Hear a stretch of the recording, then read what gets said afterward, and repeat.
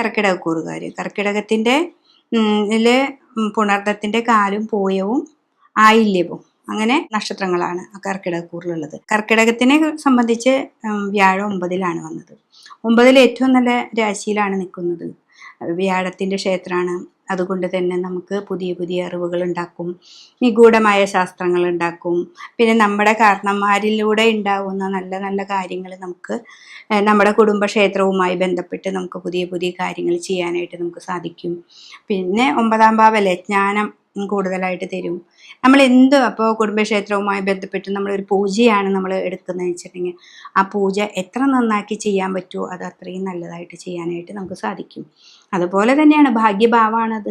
അപ്പോൾ ഭാഗ്യത്തിൽ 9-ൽ വ്യാഴക്ഷേത്രത്തിലും കൂടി ആവുമ്പോൾ സാമ്പത്തികമായിട്ടും മറ്റുള്ള കാര്യങ്ങളിലൊക്കെ നമുക്ക് ധനപരമായ കുറേ കാര്യങ്ങൾക്ക് മാറ്റങ്ങൾ സംഭവിക്കും. പക്ഷെ ഇവിടെ വ്യാഴം നിങ്ങൾക്ക് 12-ലേക്ക് വരുന്നുണ്ട്.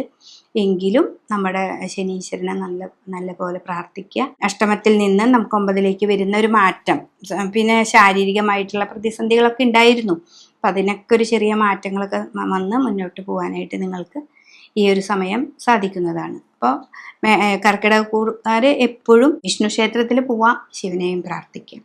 ഇത് രണ്ടും കൂടി ആയിക്കഴിഞ്ഞിട്ടുണ്ടെങ്കിൽ ഈ കൂറുകാർക്ക് ഈ ശനീശ്വരൻ നല്ലൊരു ഫലമാണ്. 2.5 വർഷക്കാലം നമുക്കിവിടെ ഉണ്ടായിരിക്കും. അപ്പോൾ അതിൽ എന്താണെന്ന് മനസ്സിലാക്കി 9 കൊണ്ട് നമുക്ക് എന്തൊക്കെ ശനീശ്വരൻ തരുന്നു അതിനൊക്കെ നല്ലതാണെന്ന് കരുതി മുന്നോട്ട് പോകാനായിട്ട് പറ്റും.